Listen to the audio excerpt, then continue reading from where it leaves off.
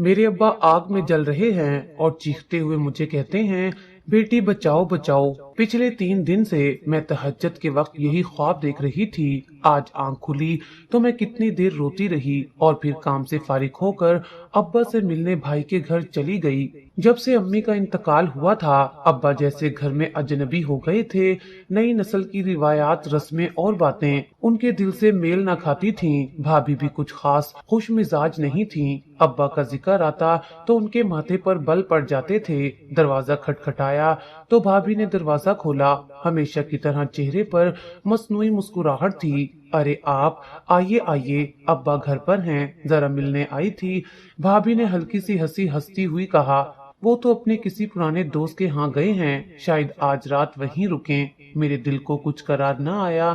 میں دروازے کی چوکھٹ پر کھڑی ہی رہی۔ کچھ تھا جو ٹھیک نہیں لگ رہا تھا۔ میں نے جانے کا اشارہ کیا ہی تھا کہ اوپر کی منزل سے ایک کھانسی کی مدھم سی آواز آئی۔ یہ آواز میرے لیے اجنبی نہیں تھی۔ بچپن سے ابا کی یہ خاص قسم کی کھانسی میرے دل پر نقش تھی۔ میں ٹھٹک گئی۔ بھابھی نے فوراً کہا، ارے وہ تو محلے والے انور چچا تھے، اوپر والی چھت سے آواز آ رہی ہے۔ لیکن میرے قدم رکنے والے نہیں تھے۔ میں نے اپنے جوتے اتارے اور آہستہ آہستہ سیڑھیاں چڑھنے لگی۔ بھابھی میرے پیچھے پیچھے آ گئی، شاید روکنے کی کوشش میں۔ اوپر کچھ نہیں ہے، بس پرانے سامان کا کمرہ ہے، آپ کیوں زحمت کر رہی ہیں؟ ان کی آواز میں ایک چبھن سی تھی۔ میں نے کچھ نہ کہا، لیکن قدم تیز ہو گئے۔ چھت پر قدم رکھتے ہی جیسے پورے بدن میں بجلی سی دوڑ گئی۔ دھوپ تیز تھی، وہ دھوپ جس میں کوئی پرندہ بھی سائے کی تلاش میں ہوتا ہے۔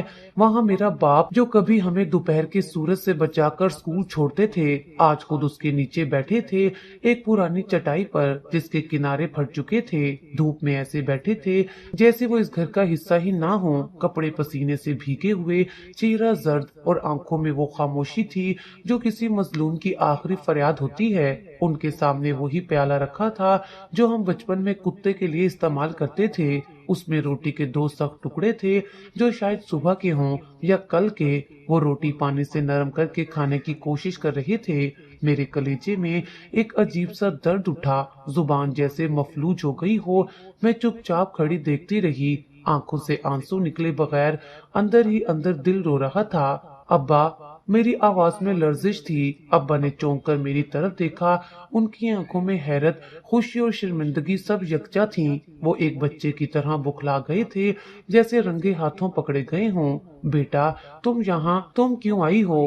ابا، یہ کیا ہو رہا ہے؟ نیچے کیوں نہیں بیٹھے؟ بس وہ کھانسی ہے نا، بچوں کو نہ لگ جائے، اس لیے بہو نے کہا کچھ دن اوپر رہ لو۔ میں نے کہا ٹھیک ہے، کیا فرق پڑتا ہے؟ میں نے پلٹ کر بھابھی کی طرف دیکھا جو دروازے پر کھڑی تھی۔ آنکھوں میں شرمندگی نہیں بلکہ بے حسی تھی۔ دیکھیں نا، ہمیں بھی تو بچوں کا خیال رکھنا ہوتا ہے۔ ابا کو کھانسی ہے اور عمر بھی زیادہ ہے، ہم نے تھوڑی دیر کے لیے اوپر رکھا ہے بس۔ تو یہ پیالہ، یہ روٹی کیا مہمانوں کے لیے ہے؟ اوہ، وہ بس ابھی میں کھانا لے کر آتی ہوں۔ وہ تو بس بچی کچی روٹی تھی۔ جھوٹ، صرف جھوٹ۔ میں نے سب کچھ سمجھ لیا تھا۔ میرے باپ کو اس گھر میں وہ عزت بھی نصیب نہیں جو ایک نوکر کو دی جاتی ہے۔ وہ دھوپ میں اس لیے تھے کیونکہ ان کے حصے کا سایہ بھی اب اس گھر والوں کے لیے بوجھ بن چکا تھا۔ ابا نے میری آنکھوں سے بہتے آنسو دیکھے تو نظریں جھکا لیں۔ بیٹا، میں ٹھیک ہوں، تم فکر نہ کرو، یہاں بیٹھا ہوں، آسمان نظر آتا ہے اور کچھ یادیں۔ ان کی آواز رک گئی، جیسے کوئی گھونٹ بھر کر آنکھوں کی نمی کو زبردستی اندر دبا رہا ہو۔ میں نے ان کا ہاتھ تھاما، وہی ہاتھ جو کبھی میرے لیے چھتری بنتا تھا، آج دھوپ میں جل رہا تھا۔ میرے دل نے فیصلہ کر لیا تھا، کچھ نہ کچھ تو بدلنا ہوگا۔ یہ ظلم اب اور نہیں سہوں گی، اور میرا پہلا قدم ہوگا ابا کو اس گھر سے نکال کر اپنے گھر لے جانا۔ میں ابا کو فوراً اپنے گھر نہیں لائی، لیکن پچھلے واقعے کے بعد دل مطمئن نہیں تھا۔ ہر روز دوپہر کو ان کے لیے کچھ نہ کچھ لے جاتی، تھوڑی دیر ان کے پاس بیٹھتی، ان کی باتیں سنتی، ان کا دکھ بانٹنے کی کوشش کرتی۔ چھت کا وہ کمرہ میرا معمول بن گیا تھا، لیکن شاید میری یہ محبت کسی کو کھٹکنے لگی تھی۔ ایک دن میں حسب معمول ابا کے پاس گئی۔ ان کا چہرہ کچھ بجھا بجھا سا تھا۔ پوچھنے پر بس اتنا کہا، بیٹا اب زیادہ نہ آیا کرو، سب کو اچھا نہیں لگتا۔ کیوں ابا، میں آپ کی بیٹی ہوں، آپ سے ملنے بھی نہ آؤں؟ وہ خاموش ہو گئے۔ ان کی آنکھوں میں ایک ایسی گھبراہٹ تھی جو کسی آنے والے طوفان کا پیش خیمہ تھی۔ اسی شام جب میں نیچے آ رہی تھی تو سیڑھیوں کے موڑ پر اچانک بھابھی کی آواز سنائی دی۔ وہ اپنے فون پر کسی سے بات کر رہی تھی۔ آواز بلند تھی۔ ہاں، میں نے کئی بار دیکھا ہے، وہ مجھے عجیب نظر سے دیکھتے ہیں۔ عمر ہو گئی ہے مگر نیت پر شک ہے۔ اب بہانے سے اوپر آتے ہیں، کبھی پانی مانگتے ہیں، کبھی کچھ، اور میرے قدم وہیں رک گئے۔ میری آنکھیں کھلی کی کھلی رہ گئیں۔ کیا یہ میرے باپ کے لیے کہہ رہی ہیں؟ کیا واقعی یہ ایسا الزام لگا رہی ہیں؟ میں نے آگے بڑھ کر ان کے سامنے آ کر کہا، کیا آپ میرے ابا پر الزام لگا رہی ہیں بھابھی؟ بھابھی چونک گئیں مگر جلد سنبھل گئیں۔ میں الزام نہیں لگا رہی، بس وہ مجھے عجیب سی نظر سے دیکھتے ہیں۔ میرے دل کو اچھا نہیں لگتا، اور تم تو روز ان کے پاس آتی ہو، تمہیں اندازہ ہونا چاہیے وہ تمہارے سسر ہیں، تمہیں شرم نہیں آتی؟ میں غصے سے چیخی، مگر اسی لمحے بھائی آ گئے۔ ان کے چہرے پر شک اور سنجیدگی کا سایہ تھا۔ کیا ہو رہا ہے یہاں؟ بھابھی فوراً ان کے پاس گئیں اور آنکھوں میں نمی لا کر کہا، میں نے کچھ نہیں کہا، صرف تمہیں بتایا کہ مجھے عجیب محسوس ہوتا ہے۔ ابا پہلے جیسے نہیں رہے۔ بھائی نے میری طرف دیکھا اور بغیر کسی سوال کے بولے، اگر تمہیں کچھ عجیب لگ رہا ہے تو میں بات کروں گا، میں ابا سے پوچھوں گا کیا مطلب ہے تمہارا؟ تم اپنی بیوی کے صرف احساس پر میرے باپ پر الزام لگا رہے ہو۔ میری آواز لرز گئی۔ بھائی خاموش رہے، اور یہی خاموشی میرے دل پر ایک کاری ضرب تھی۔ میں سمجھ گئی تھی کہ گھر کی دیواریں پہلے ہی جھوٹ کی بنیاد پر ہلنے لگی ہیں، اور اب ان میں دراڑ آنا باقی ہے۔ صبح کی روشنی ابھی پوری طرح پھیلی نہیں تھی کہ میرے فون کی گھنٹی بجی۔ نمبر بھائی کا تھا۔ دل بے وجہ دھڑکنے لگا۔ کال اٹھائی تو پیچھے شور سنائی دیا، بس بہت ہو گیا، اب میں مزید برداشت نہیں کر سکتا۔ یہ بھائی کی آواز تھی، غصے میں تنی ہوئی۔ کیا ہوا؟ سب خیریت تو ہے؟ آ کر خود دیکھ لو۔ کال کٹ گئی۔ میں تیز قدموں سے بھائی کے گھر پہنچی۔ دروازہ کھلا تھا۔ صحن میں محلے کی چند عورتیں جمع تھیں۔ سب کی آنکھوں میں سوالات تھے اور چہرے پر حیرت۔ میں اندر پہنچی تو دیکھا میرے ابا دروازے کے باہر زمین پر گرے ہوئے تھے۔ ان کے کپڑے مٹی سے اٹے تھے، چہرہ سرخ تھا اور آنکھوں میں ایسا کرب تھا جو کسی طوفان کے بعد کی تباہی جیسا ہوتا ہے۔ میرے کانپتے قدموں نے انہیں تھام لیا۔ ابا! میری آواز نکل نہ سکی، صرف آنکھوں سے آنسو بہہ نکلے۔ انہوں نے میری طرف دیکھا، چہرہ لرز رہا تھا، ہونٹ خشک، اور آواز میں وہ کپ کپاہٹ تھی جو ہر سچے باپ کے دل میں اس وقت آتی ہے جب اولاد کی دہلیز سے دھکے دے کر نکالا جائے۔ بیٹا، میں نے کچھ نہیں کیا، وہ مجھے چپل سے مارتی تھی۔ یہ کہتے ہی ان کا سر میرے کندھے پر جھک گیا۔ میں ہکا بکا رہ گئی۔ یہ الفاظ میرے دل میں تیر بن کر چبھ گئے۔ کیا کہا آپ نے؟ بھابھی نے مارا۔ ابا کی آنکھوں سے آنسو نکل کر میرے دوپٹے میں جذب ہو رہے تھے۔ اتنے میں بھائی باہر آئے، چہرے پر سختی، آنکھوں میں نفرت لیے۔ لے جاؤ انہیں، تمہیں اتنا شوق ہے نا ان کے ساتھ رہنے کا، اس گھر میں ان کی کوئی جگہ نہیں۔ کیا بات کر رہے ہو بھائی؟ یہ ابا ہیں، ہمارے والد ہیں، جنہوں نے ہمیں پالا، زندگی قربان کی، تمہارے لیے یہی کہا تھا انہوں نے، پر اب یہ ویسے نہیں رہے، یہ تمہیں بھی غلط نظریں دیتے ہیں اور میری بیوی کو بھی۔ میں اپنی عزت کے ساتھ سمجھوتا نہیں کر سکتا۔ بھائی! میں چیخ پڑی، شرم کرو، اپنی بیوی کے چند جھوٹے الفاظ پر باپ پر الزام، تم خود کو بیٹا کہتے ہو۔ بھائی نے میری طرف دیکھا اور شاید پہلی بار میری آنکھوں میں وہ نفرت دیکھی جو آج تک صرف خود پر برداشت کی تھی، لیکن اب بات میرے ابا کی عزت کی تھی۔ ابا کے ہاتھ میرے ہاتھ میں کانپ رہے تھے۔ انہوں نے آہستہ سے کہا، مجھے تمہارے پاس رہنا ہے بیٹا، میں اب یہاں نہیں رہ سکتا۔ میں نے ابا کو سہارا دیا اور ان کے لرزتے قدموں کو اپنے دل کی طاقت سے تھام کر اپنی گاڑی تک لائی۔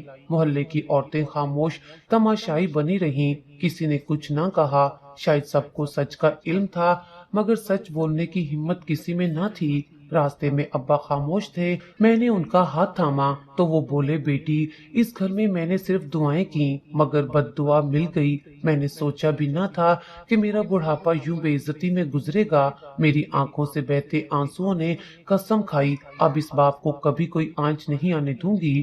ابا میرے ساتھ آ چکے تھے، لیکن ان کی آنکھوں میں وہ چمک کہیں گم ہو گئی تھی جو کبھی مجھے اپنے تحفظ کا یقین دلاتی تھی۔ دن کا زیادہ تر حصہ خاموشی میں گزرتا۔ میں بولتی، وہ سنتے، کبھی کبھار مسکرا دیتے، لیکن وہ مسکراہٹ بھی جیسے ادھوری ہوتی۔ میں ہر وقت ان کے آس پاس رہتی، ان کے لیے نرم بستر لگایا، ان کی پسند کے کھانے بناتی، لیکن وہ بس ایک آدھ نوالا لیتے اور پھر ٹھنڈی سانس بھر کر چپ ہو جاتے۔ بیٹا، ایک دن انہوں نے آہستہ سے آواز دی، جی ابا، اگر میں نہ رہوں تو میرے کمرے کی دراز میں ایک نیلے رنگ کا لفافہ ہے، وہ تم رکھ لینا۔ ابا، یہ کیسی باتیں کر رہے ہیں؟ آپ میرے ساتھ ہیں اور ہمیشہ رہیں گے۔ وہ مسکرائے، ہمیشہ کوئی نہیں رہتا، بس دعائیں باقی رہ جاتی ہیں۔ میرے دل نے دھڑکنا چھوڑ دیا، میں نے ان کے قدم چومے اور رو پڑی۔ کچھ دن ایسے ہی گزرے۔ ایک دن اچانک ابا کی طبیعت خراب ہو گئی، سانس پھولنے لگی، ہاتھ کانپنے لگے اور چہرہ پسینے سے بھیگ گیا۔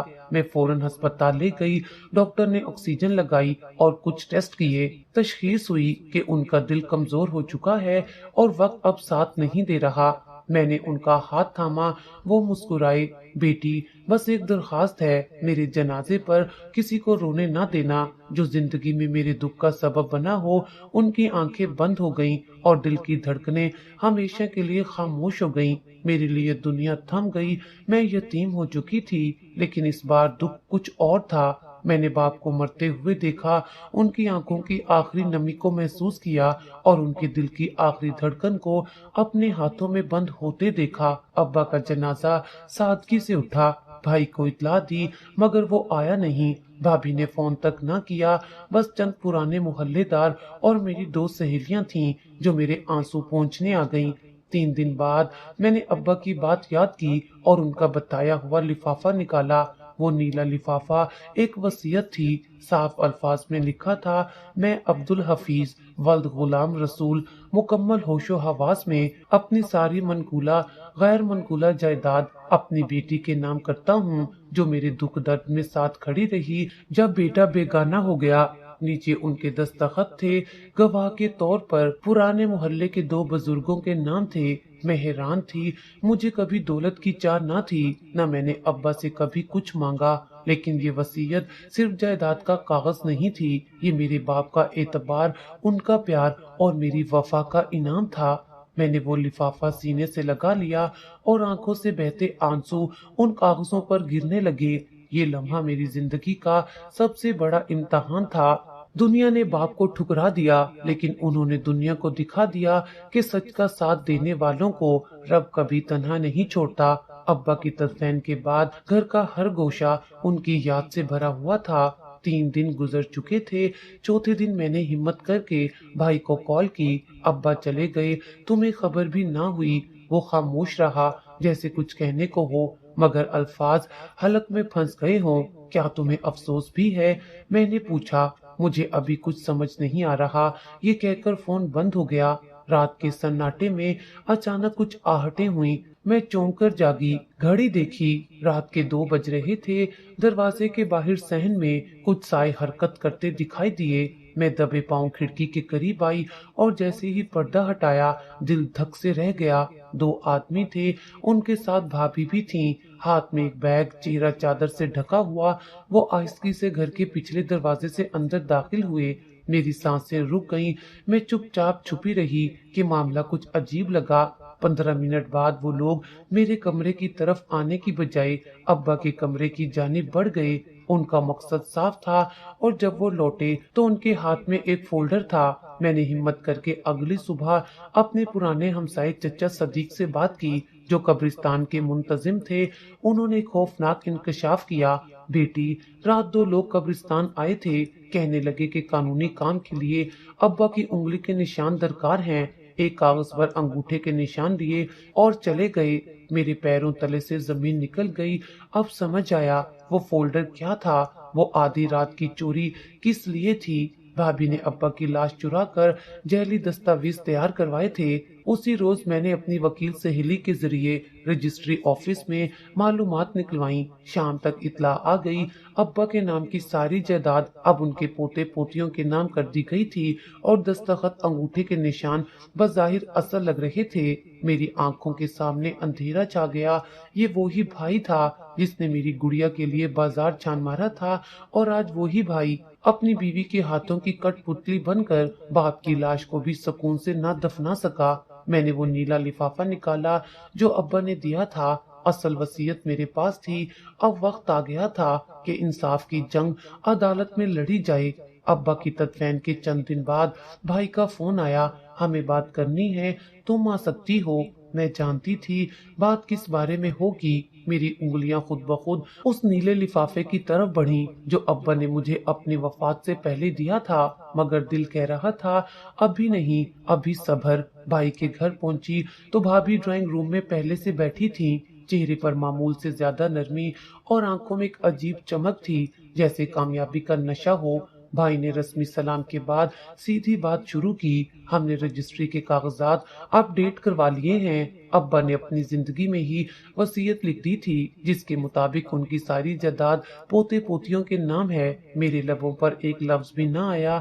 دل چاہا کہ میں وہ اصل وصیت نکال کر ان کے منہ پر مار دوں، چیخ کر کہوں کہ تم لوگ جھوٹے ہو، مگر میری زبان گنگ تھی۔ بھائی نے کچھ لمحے میری خاموشی کو دیکھا، پھر کہا ہم چاہتے ہیں کہ سب کچھ سکون سے ہو، کوئی جھگڑا نہ ہو۔ آخر تم اکیلی ہو، تمہیں ابا نے کچھ دیا ہوگا۔ دل سے میں نے ان کی بات پر محض نظریں جھکائیں۔ بھابھی نے دھیمے انداز میں طنز کا خنجر چبھویا۔ ابا بھی جانتے تھے کہ بیٹے ہی نسل بڑھاتے ہیں، اس لیے انہوں نے بچوں کو حق دیا۔ میرے دل میں درد کی ایک لہر اٹھی، مگر میں پھر بھی خاموش رہی۔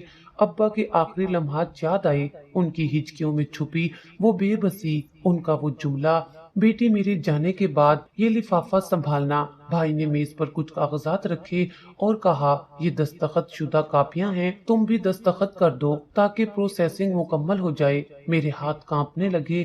کاغذات دیکھے تو جعلی دستخط اور انگوٹھے کے نشان نمایاں تھے۔ میں سب سمجھ چکی تھی، مگر چہرے پر کوئی تاثر نہ آنے دیا۔ میں نے دستخط نہ کیے، بس آہستگی سے کہا مجھے سوچنے دو۔ بھابھی فوراً بولی سوچنے کی کیا بات ہے، سب کچھ صاف ہے، اور اگر ابا نے تمہیں کچھ دینا ہوتا تو وہ بھی لکھ کر جاتے۔ میں نے نظریں اوپر اٹھا کر کہا آپ نے ان کا دل پڑھا تھا، یہ وصیت۔ یہ جملہ کہہ کر میں اٹھی اور دروازے کی طرف بڑھ گئی۔ گھر واپس آئی تو آنکھوں سے آنسو رکنے کا نام نہیں لے رہے تھے۔ میں جانتی تھی کہ جھوٹ جیت گیا ہے فی الحال، مگر میں بھی ابا کی بیٹی ہوں جو چپ تو ہو سکتی ہے مگر کمزور نہیں۔ اس رات نیند نہیں آئی۔ میں نے بار بار وہ نیلا لفافہ کھولا، پڑھا اور ابا کے دستخطوں کو انگلیوں سے چھوا جیسے ان کا ہاتھ تھام لیا ہو۔ اب ابا کا انصاف صرف وصیت سے نہیں، میرے عزم سے ہوگا۔ 40 دن بیت چکے تھے۔ ابا کی جدائی نے جیسے جسم سے روح کھینچ لی ہو۔ ہر دن ان کے بغیر ادھورا سا گزرتا۔ 40ویں کی تیاری مکمل کرنی تھی۔ میں نے خود سب کچھ سنبھالا، کچن میں کام کرتی، ہاتھوں سے پکوان بناتی اور دل میں ہر نوالا ان کی یاد سے تر ہوتا۔ 40ویں کے دن محلے کی عورتیں آنا شروع ہو گئیں۔ صحن میں قالین بچھائے گئے، دیگچیوں کی خوشبو پھیلنے لگی۔ ہر چہرے پر سوگ کی لکیریں تھیں، مگر کچھ آنکھوں میں تجسس بھی صاف دکھائی دیتا تھا۔ کچن کے کونے میں بیٹھی ایک پرانی خالہ جو محلے میں برسوں سے رہتی تھی، ہر طرف جھک کر بولی بیٹا مجھے ایک بات کہنی ہے، شاید تمہیں معلوم نہ ہو۔ میں نے ان کی طرف حیرت سے دیکھا۔ وہ آہستگی سے بولی تمہارے ابا اکثر چھت کے کمرے میں جایا کرتے تھے، ہم عورتیں اوپر کپڑے ڈالنے جاتی تو دیکھتی کہ وہ کچھ لکھ رہے ہوتے یا کبھی کوئی چیز چھپا رہے ہوتے۔ میری سانسیں رک سی گئیں۔ کیا چیز؟ آپ نے دیکھا کیا تھا؟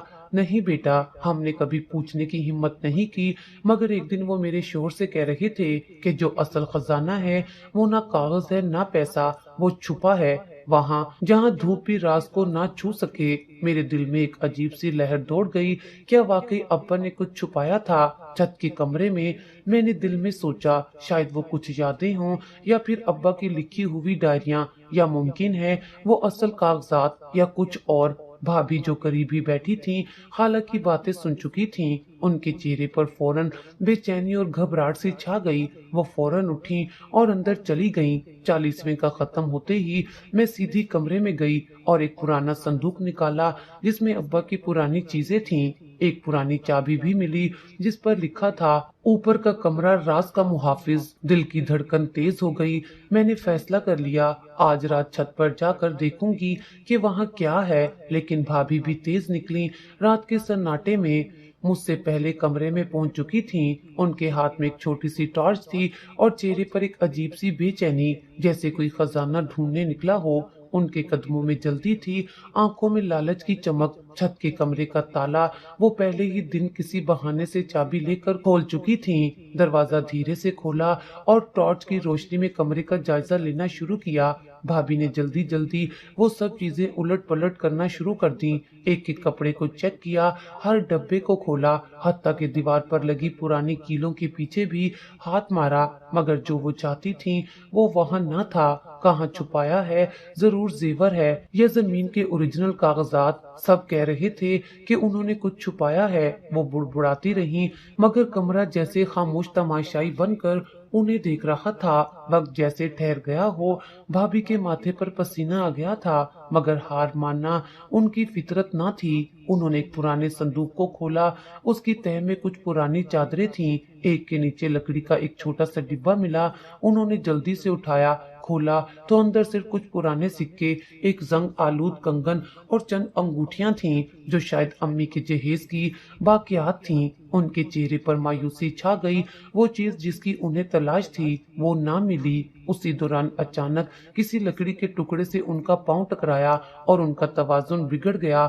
وہ گھبرا کر پیچھے ہٹیں اور ایک چھوٹا سا الماری نما حصہ نظر آیا جس پر گرد کی موٹی تہہ تھی۔ انہوں نے کپڑا مار کر صاف کیا اور دروازہ کھلا، مگر اندر صرف ساس سسر کے پرانے کاغذات تھے، کچھ پرانے بل، زمین کے نقشے اور سرکاری خط جو اب بیکار ہو چکے تھے۔ بھابی کا چہرہ اب صاف بتا رہا تھا کہ وہ بری طرح سے مایوس ہو چکی ہیں۔ انہوں نے سب کچھ سمیٹا، مگر جاتے جاتے ابا کی تصویر کو دیکھ کر لمحہ بھر کو رک گئیں۔ ان کی نظریں تصویر سے الجھ گئیں، جیسے وہ کچھ کہنا چاہتی ہوں، کچھ پوچھنا چاہتی ہوں۔ کیا واقعی تم نے کچھ چھپایا تھا یا سب کچھ وہم تھا؟ بھابی کے ذہن میں شک کا ایک بیج تو بویا جا چکا تھا، لیکن زمین وہی تھی جہاں فصل ابھی تک نمودار نہیں ہوئی تھی۔ وہ نیچے واپس چلی گئیں، مگر دل کا اضطراب ان کے چہرے سے عیاں تھا۔ اور میں بھی یہ سب چھپ کر دیکھ رہی تھی، ایک کونے سے خاموش۔ مگر جو کرنا، میں جانتی تھی کہ اس کمرے میں کچھ ضرور ہے، کچھ ایسا جو صرف چیزوں میں نہیں، وقت میں چھپا ہے، اور اس وقت کا پردہ بھی جلد اٹھنے والا ہے۔ یہ صرف تلاش کی پہلی کوشش تھی، اصل راز ابھی باقی تھا، اور شاید ابا نے اسے میرے لیے بچا کر رکھا تھا۔ چھت کے کمرے کی وہ رات خاموش نہیں تھی۔ بھابی نیچے تو اتر آئیں، مگر دل میں ایک عجیب بے چینی لیے۔ ان کی نظریں بار بار اوپر دیکھتی، جیسے وہاں کچھ رہ گیا ہو، کوئی چیز چھوٹ گئی ہو، یا شاید دل کا شک ابھی مکمل نہ ہوا ہو۔ اگلی شام جب سب نماز مغرب کے بعد کھانے میں مصروف تھے، بھابی نے ایک بار پھر اوپر جانے کا ارادہ کیا۔ اس بار ان کے ساتھ نہ کوئی شور تھا، نہ کسی سے اجازت لی گئی۔ ان کا خیال تھا کہ دن کی روشنی میں شاید کچھ نظر آ جائے جو رات کی تاریکی میں چھپا رہ گیا تھا۔ وہ تیزی سے سیڑھیاں چڑھی اور چھت کے کمرے کا دروازہ کھولا۔ دھوپ کی روشنی اب مدھم پڑ چکی تھی، کمرے میں نیم اندھیرا چھایا ہوا تھا۔ ایک بار پھر انہوں نے ٹارچ نکالی اور کمرے کے ہر کونے کا جائزہ لینا شروع کیا۔ اس بار ان کی نظر اس پرانے بوری نما کپڑے پر پڑی جو ایک کونے میں پڑا تھا۔ انہوں نے اسے اٹھانے کے لیے جیسے ہی ہاتھ بڑھایا، زمین میں ہلکی سی جنبش ہوئی۔ ایک ہسکاری آواز نے فضا میں سنسنی پھیلا دی۔ ان کا دل دھڑکنے لگا، قدم پیچھے ہٹنے لگے، لیکن تب تک بہت دیر ہو چکی تھی۔ کمرے کے کونے سے ایک لمبا سیاہ رنگ کا سانپ نکل آیا تھا۔ دھیرے دھیرے اس کی حرکت اب بھابی کی طرف ہو رہی تھی، اور ٹارچ کی روشنی میں اس کی آنکھوں کی چمک صاف دکھائی دے رہی تھی۔ بھابی نے چیخنے کی کوشش کی، لیکن آواز گلے میں پھنس گئی۔ وہ پیچھے ہٹیں، قدم لڑکھڑائے، اور گرنے سے پہلے ہی سانپ ان کے پاؤں پر حملہ آور ہو گیا۔ ایک شدید چبھن، ایک جلتا ہوا درد اور ایک کپ کپاتی چیخ، سانپ نے ان کے پاؤں پر ڈس لیا تھا۔ وہ زمین پر گر گئیں، ہاتھوں سے فرش کو رگڑتی رہیں اور چیخنے کی کوشش کرتی رہیں، لیکن زبان جیسے بند ہو چکی تھی۔ جسم سن ہونے لگا تھا اور آنکھوں کے سامنے اندھیرا چھا رہا تھا۔ نیچے موجود افراد کو ان کی چیخ سنائی دی تو سب گھبرا کر دوڑ پڑے۔ بھائی، میں اور محلے کی ایک خاتون فوراً اوپر پہنچے۔ منظر دیکھ کر سب کے چہرے سفید ہو گئے۔ بھابھی زمین پر تڑپ رہی تھیں، چہرہ زرد اور سانسیں اکھڑی ہوئی تھیں۔ میں فوراً پانی لائی اور بھائی نے ایمبولینس کے لیے کال کی۔ محض 10 منٹ میں ہم اسپتال پہنچ چکے تھے، مگر ڈاکٹرز کا چہرہ بتا رہا تھا کہ زہر جسم میں کافی پھیل چکا ہے۔ ہم پوری کوشش کر رہے ہیں لیکن زہر کافی خطرناک تھا، ڈاکٹر نے کہا۔ بھائی کی آنکھوں میں خوف چھا چکا تھا۔ بھابھی کا ہاتھ ان کے ہاتھ میں تھا اور پہلی بار میں نے ان کے چہرے پر سچی پریشانی دیکھی۔ وہی بھائی جو کبھی اپنے باپ کو گھر سے نکالنے میں لمحہ بھر نہ جھجکا، آج اپنی بیوی کو تڑپتے دیکھ کر ٹوٹ رہا تھا۔ رات بھر ہم اسپتال میں رہے۔ بھابھی کی حالت بگڑتی گئی، کبھی ان کی آنکھیں بند ہوتی، کبھی وہ ہذیانی انداز میں بڑبڑاتی، کمرہ چھت خزانہ مجھے ملے گا، سب کچھ میرا ہے۔ میں خاموشی سے ان کی باتیں سن رہی تھی۔ اب بات واضح ہو چکی تھی، لالچ انسان کو کہاں سے کہاں لے جا سکتا ہے۔ بھابھی کی حالت بدستور نازک تھی۔ ڈاکٹرز نے کہا اگر جسم نے زہر کو قبول نہ کیا تو یہ فالج میں بدل سکتا ہے۔ میرے قدم جیسے زمین میں گڑ گئے، آنکھوں کے سامنے وہ لمحے گزرنے لگے جب ابا کو اس عورت نے چپل سے مارا تھا اور آج وہی عورت زمین پر بے بس معذوری کے دہانے پر تھی۔ کہا جاتا ہے نا، بد دعائیں سیدھی اوپر جاتی ہیں اور خالی نہیں لوٹتی، اور اب یہ حقیقت میرے سامنے زندہ مثال بن چکی تھی۔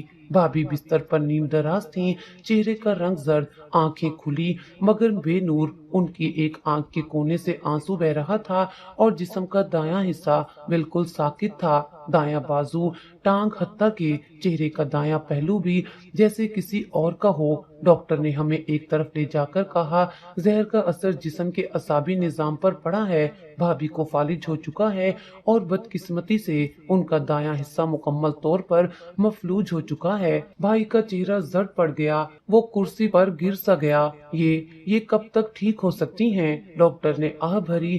ممکن ہے کچھ بحالی ہو مگر مکمل صحت یابی مشکل ہے۔ ان کا ذہن ہوش میں ہے لیکن جسم کا ایک حصہ ان کا ساتھ نہیں دے گا۔ میں کمرے کے اندر داخل ہوئی تو بھابھی نے میری طرف دیکھا۔ ان کی آنکھوں میں کئی جذبات بیک وقت تیر رہے تھے، پچھتاوا، شرمندگی، درد اور شاید وہ الفاظ جو اب زبان ادا نہیں کر سکتی تھی۔ آپ کی طبیعت کیسی ہے؟ میں نے نرمی سے پوچھا مگر جواب میں صرف خاموشی ملی۔ وہ بولنا چاہتی تھیں، کچھ کہنا چاہتی تھیں مگر چہرے کا وہ حصہ حرکت کرنے سے قاصر تھا، صرف آنکھوں سے آنسو بہ رہے تھے۔ میں نے ان کے پاس بیٹھ کر ان کا ہاتھ تھاما، وہی ہاتھ جو کبھی میرے باپ پر اٹھا تھا، آج وہی ہاتھ بے حس پڑا تھا۔ کمرے میں مکمل خاموشی چھا گئی۔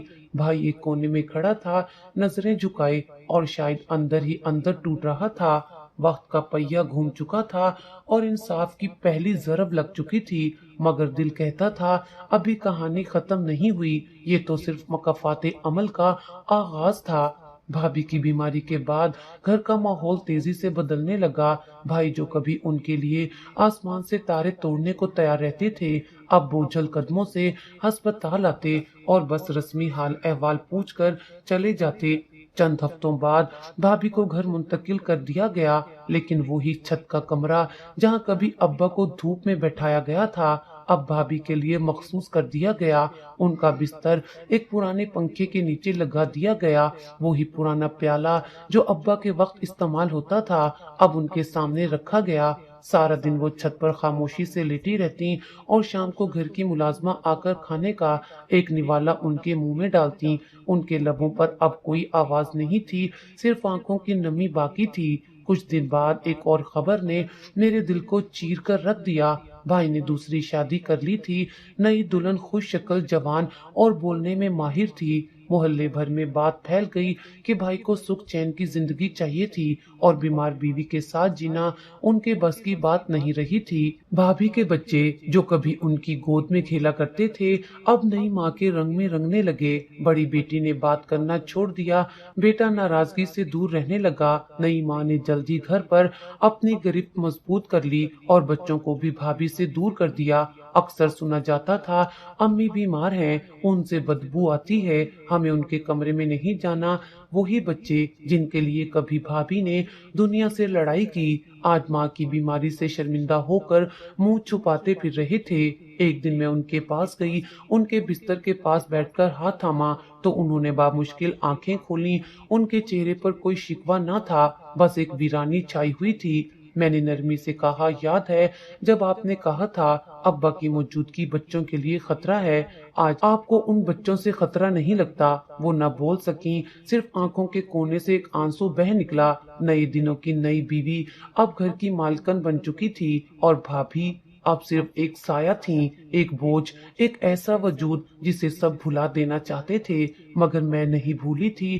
میں ہر لمحہ ابا کی تصویر اپنے دل میں سجائے رکھتی تھی اور ہر روز چھت کی طرف دیکھ کر محسوس کرتی تھی یہ مکفات عمل کا وہ لمحہ ہے جہاں وقت نے انصاف کا دامن تھاما ہے اور ابھی بہت کچھ باقی ہے۔ ایک دن ملازمہ نے کھانا چھت پر لے جاتے ہوئے لاپرواہی سے کہا، کھانا نیچے گر گیا تھا، میں اسی پرانے پیالے میں رکھ لائی ہوں جو ابا جی کے وقت میں استعمال ہوتا تھا۔ میں چونک گئی، وہی پیالہ، وہی جس میں میرے باپ کو کھانا دیا جاتا تھا، جو کتے کے لیے رکھا جاتا تھا، آج وہی پیالہ ایک بار پھر استعمال ہو رہا تھا اور اس بار اسے دیکھ کر چیخنے والی آواز میرے ابا کی نہیں، میری بھابھی کی تھی۔ جیسے ہی ملازمہ نے وہ پیالہ ان کے سامنے رکھا، بھابھی کی آنکھوں میں وحشت اتر آئی، ان کا سارا جسم تھر تھڑا اٹھا، ہونٹوں سے بامشکل ایک کڑاہا نکلی اور پھر ایک چیخ۔ وہ چیخ ایسی تھی جیسے کسی پرانے کرب کی صدا دوبارہ زندہ ہو گئی ہو۔ نہیں، یہ پیالہ یہ مت رکھو میرے سامنے،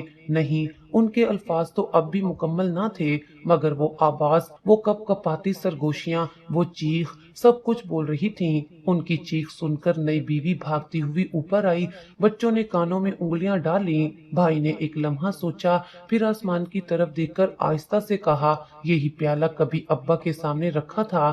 نئی بیوی نے بے حسی سے کہا، وہ تو مرد تھے، برداشت کر لیتے تھے، یہ تو عورت ہے، اسے اتنی تکلیف کیوں؟ میں خاموش تھی مگر میرے اندر چیخیں گونج رہی تھیں، وہی گونج جو ابا کی خاموشی میں تھی، وہی چیخیں جو وہ دبا کر سہ گئے تھے، آج وہی چیخیں بھابھی کی آواز بن گئی تھیں۔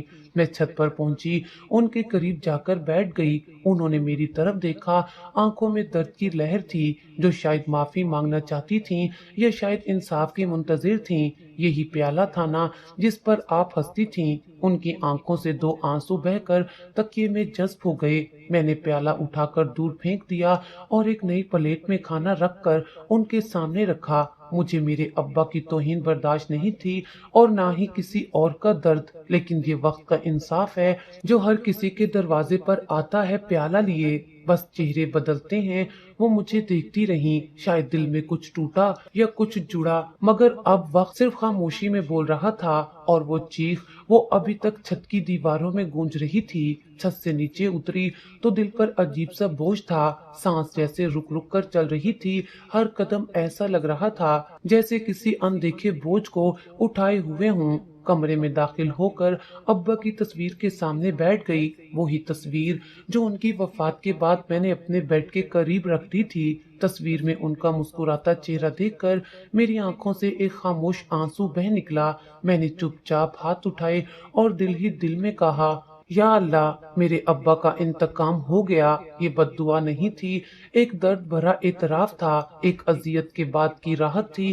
میں جانتی تھی بد دعا دینے کی اجازت ہمیں نہیں، مگر جس نے ظلم سہا ہو اس کی خاموشی بھی کبھی کبھار بد دعا بن جاتی ہے، اور ابا کی خاموشی ان کی سب سے بڑی فریاد تھی۔ میں نے ابا کی تصویر کو چھوا جیسے ان کی پیشانی کو چوم رہی ہوں اور دھیرے سے کہا، ابا، میں نے آپ کا حق لے لیا، آپ کی عزت بچائی، آپ کا نام پاک رکھا، اب آپ سکون سے سو سکتے ہیں۔ اسی لمحے کھڑکی سے ٹھنڈی ہوا کا ایک جھونکا آیا، جیسے ابا کی دعا میرے ارد گرد بکھر گئی ہو۔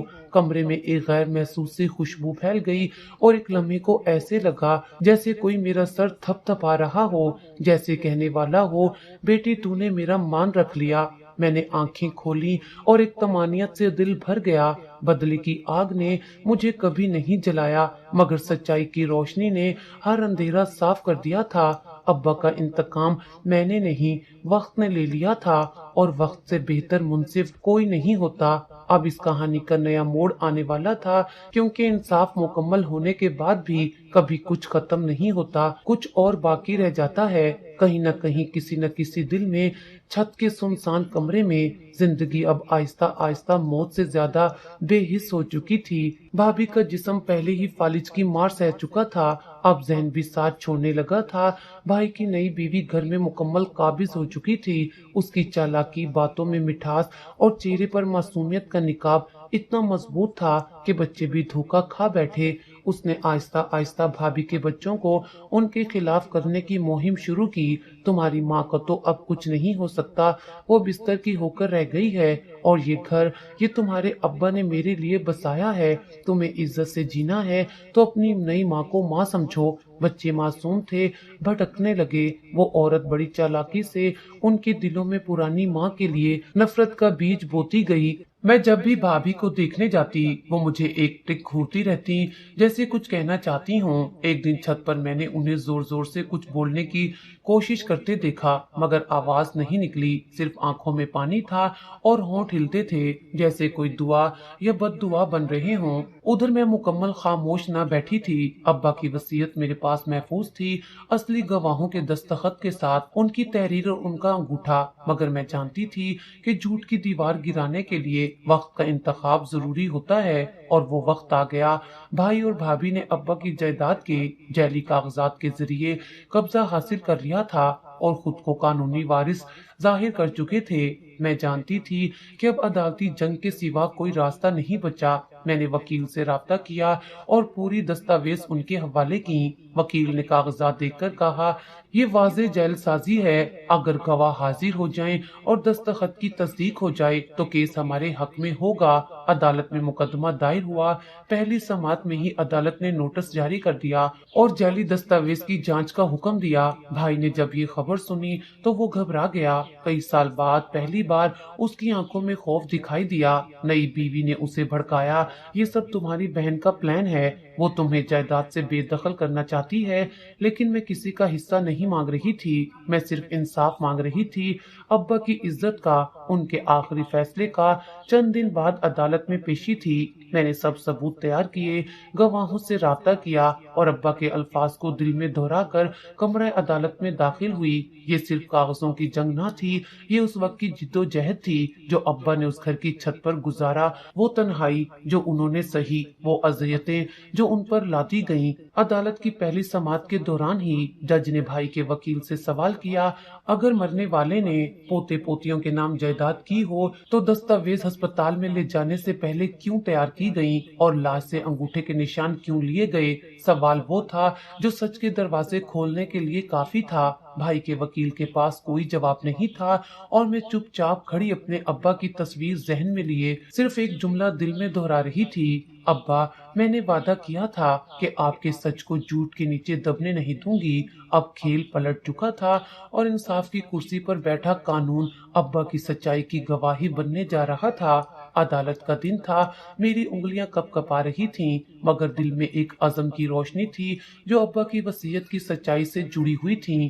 کئی ماہ کی قانونی جنگ، بے شمار پیشیاں، سوال و جواب، ثبوت اور گواہیوں کے بعد آخری وہ لمحہ آیا جس کا انتظار صرف مجھے نہیں، میرے ابا کی روح کو بھی تھا۔ جج نے جیسے ہی فیصلہ سنایا، کمرہ عدالت میں خاموشی چھا گئی۔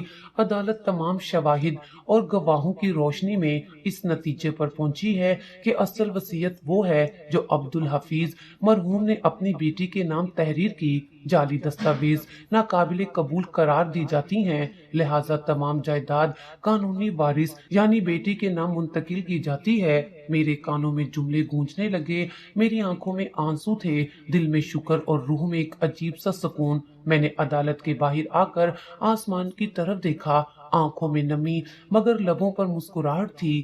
ابا، میں نے آپ کی عزت بچا لی، آپ کا حق آپ کے فیصلے کے مطابق پورا کیا۔ بھائی سر جھکائے عدالت سے نکلا، نئی بیوی اسے بازو سے تھامے تیز قدموں سے باہر نکلی، جیسے اس فیصلے کی شرمندگی سے منہ چھپانا چاہتی ہو۔ ان کے چہروں پر شک، ذلت اور بے یقینی لکھی تھی۔ وہ سمجھ نہیں پا رہے تھے کہ جس بیٹی کو کمزور سمجھا، جس پر انگلی اٹھائی، آج وہی ان کے جھوٹ کو منہ کے بل گرا چکی تھی۔ جائیداد میرے نام ہو چکی تھی، مگر گھر، زمین، بینک بیلنس، سب کچھ۔ مگر میرے دل نے اس وقت ایک اور فیصلہ کیا جو شاید سب سے انوکھا اور سب سے بامعنی تھا۔ میں نے وکیل کو کہا، یہ جائیداد کسی کو نہیں چاہیے، اسے کسی یتیم خانے کو دے دو۔ وہ حیران ہوا، آپ کو اندازہ ہے کہ یہ کتنی بڑی رقم ہے؟ میں نے دھیرے سے جواب دیا، مجھے صرف یہ اندازہ ہے کہ میرے ابا نے ساری زندگی دوسروں کے لیے جیا۔ میں چاہتی ہوں کہ ان کا ثواب ان کے بچوں کو ملے جن کے پاس باپ کا سایہ نہیں۔ کچھ دنوں میں ساری پراپرٹی ایک معروف یتیم خانے کے نام ہو گئی، اور جب پہلی بار میں اس یتیم خانے کے بچوں سے ملی تو ان کے چمکتے چہرے دیکھ کر میرے دل میں ایسا سکون اترا جو دنیا کی کسی دولت سے نہیں مل سکتا تھا۔ میں نے ابا کی ایک تصویر وہاں دیوار پر لگوائی اور تصویر کے نیچے لکھوایا، یہ گھر ان بچوں کے لیے ہے جن کے ابا نہیں مگر دعائیں دینے والی مائیں اور بہنیں ہوں۔ ادھر بھائی کا حال دن بدن بگڑتا گیا۔ وہ جو غرور میں چور تھا، آج شرمندگی کی چادر اوڑے چھپتا پھر رہا تھا۔ نئی بیوی کا رویہ بدل گیا، بچے دور ہو گئے اور گھر میں ایک عجیب سا سناٹا چھا گیا، اور چھت پر وہی پرانا کمرہ، وہ اب بھابھی کا ٹھکانہ نہ تھا۔ فالج کے بعد ان کی زبان مکمل طور پر بند ہو چکی تھی، کوئی لفظ ادا نہ ہوتا، بس آنکھیں سب کچھ کہتی تھیں۔ میں ایک دن ان کے پاس گئی، ان کی حالت اور بھی خراب ہو چکی تھی، آنکھوں کے گرد حلقے گہرے ہو گئے تھے، بال بکھرے، جسم نڈھال اور روح تھکی ہوئی۔ میں نے ان کے قریب بیٹھ کر ان کا ہاتھ تھاما، جو بے جان سا محسوس ہوا۔ انہوں نے میری طرف دیکھا اور کچھ لمحے خاموش رہنے کے بعد ان کی آنکھوں سے آنسو بہنے لگے۔ نہ وہ معافی مانگ سکتی تھیں، نہ اپنی صفائی دے سکتی تھیں، لیکن ان کی آنکھوں میں جو دکھ تھا، جو ندامت چھپی تھی، وہ ہر لفظ سے بڑھ کر تھا۔ میں نے ان کے ہاتھ پر ہاتھ رکھا اور آہستگی سے کہا، میں نے آپ سے بدلہ نہیں لیا، میں نے بس انصاف کیا۔ وہ مسلسل مجھے دیکھتی رہیں، شاید وہ لمحہ، وہ جملہ ان کے دل میں کچھ ٹھنڈک دے گیا، یا شاید ایک تکلیف کو اور گہرا کر گیا۔ میں اٹھی، آسمان کی طرف دیکھا اور دل ہی دل میں سوچا، یہ وقت کا انصاف تھا جو مکمل ہو چکا۔ صبح کی ٹھنڈی ہوا میں کچھ خاص سکون تھا، جیسے قدرت نے کچھ کہہ دیا ہو جو لفظوں سے باہر تھا مگر دل میں اتر رہا تھا۔ میں سفید دوپٹہ اوڑے، سر جھکائے آہستہ آہستہ قبرستان کی طرف بڑھ رہی تھی۔ ہاتھوں میں گلاب کے پھول تھے اور دل میں وہ سب لمحے جو ابا کے ساتھ گزارے تھے اور وہ جو ان کے بغیر گزرے۔ قبر کے پاس پہنچی تو قدم خود بخود سست ہو گئے۔ یہ وہی جگہ تھی جہاں میں نے اپنے ابا کو سپرد خاک کیا تھا۔ وہ لمحہ یاد آیا جب ان کا سرد ہاتھ میری انگلیوں سے چھوٹا تھا، اور آج ان کی قبر کے سامنے کھڑی میں نے سر جھکا کر ہاتھ جوڑے۔ ابا، میری آواز بھیگی ہوئی تھی، آپ کی بیٹی نے انصاف دلایا، آپ کا حق، آپ کی عزت اور آپ کا نام سب کچھ واپس لے آئی۔ میری آنکھوں سے آنسو ٹپک کر زمین میں جذب ہو رہے تھے۔ مجھے معلوم ہے آپ اس وقت مجھے دیکھ رہے ہوں گے اور دل میں مسکرا رہے ہوں گے۔ آپ نے کہا تھا کہ بیٹیوں پر اعتبار کرو، اور میں نے وہی اعتبار نبھایا۔ ابا، میں قبر کے پاس بیٹھ گئی، گلاب کے پھول مٹی پر رکھے اور آہستہ آہستہ ان لمحوں کو یاد کرتی رہی جب وہ میرے لیے دیوار بن کر کھڑے ہوتے تھے، جب میں بچپن میں ڈر کے مارے ان کے پیچھے چھپ جاتی تھی اور وہ کہتے تھے، بیٹی جب تک میں ہوں تجھے کچھ نہیں ہوگا۔ آج میں نے وہی وعدہ واپس کیا تھا، جب تک میں ہوں آپ کی عزت پر آنچ نہیں آئے گی۔ چند لمحوں بعد میں اٹھی اور قبر کو ایک آخری نظر دیکھ کر آسمان کی طرف دیکھا۔ سورج کی کرنیں نرم ہو چکی تھیں، جیسے وہ بھی اس بیٹی کو سلام کر رہی ہوں جس نے اپنے باپ کا انصاف زندہ کیا۔ دن مہینوں میں بدلے اور مہینے سال میں۔ زندگی آہستہ آہستہ اپنے معمول پر آ گئی، مگر وہ سب کچھ جو اس وقت گزرا میری روح کا حصہ بن چکا تھا۔ بھائی تنہا ہو گیا تھا، نئی بیوی نے بھی اسے چھوڑ دیا تھا، اور بچے نفرت میں پل کر خاموشی کا شکار بن گئے۔ بھابھی اب بھی زندہ تھیں، مگر صرف ایک سانس لیتا ہوا جسم تھیں۔ ان کی آنکھوں میں ندامت اب بھی موجود تھی، لیکن بولنے کی طاقت وہ وقت کے ساتھ کھو چکی تھیں۔ کبھی کبھار لگتا تھا وہ آنکھوں سے مجھ سے معافی مانگ رہی ہوتی ہیں، مگر اب بہت دیر ہو چکی تھی۔ میں نے وہ پرانا گھر فروخت کر کے یتیم خانے میں مزید کمرے بنوائے۔ وہاں پڑھنے والے بچوں کے چہروں پر جو مسکراہٹ آئی وہی میری زندگی کا سکون بن گئی۔ ہر جمعے کو میں ان بچوں سے ملنے جاتی، ان کے ساتھ بیٹھ کر کھانا کھاتی، ان کی باتیں سنتی اور دل ہی دل میں شکر ادا کرتی۔ یا اللہ، تو نے مجھے سچ کا راستہ دکھایا، صبر دیا اور وہ ہمت بخشی جو ظلم کے خلاف کھڑی ہونے کے لیے کافی تھی۔ اور پھر ایک دن جب میری کتاب مکمل ہوئی، میں نے اس کا نام رکھا چھت کا آسمان۔ میری یہ کہانی تھی میرے ابا کی، میرے صبر کی، میرے آنسوؤں، دعاؤں اور اس انصاف کی کہانی جو وقت نے اپنے ہاتھوں سے لکھا۔ کتاب کے آخری صفحے پر ایک جملہ درج کیا: ماں باپ کا دل نہ دکھاؤ ورنہ مکافات عمل کا درد نسلوں تک جاتا ہے۔ یہ سچ ہے جسے ہم بھول جاتے ہیں مگر وقت نہیں بھولتا، وہ سب کچھ محفوظ رکھتا ہے اور ایک دن ایک چھت، ایک پیالہ یا ایک چیخ کے ذریعے واپس لوٹا دیتا ہے۔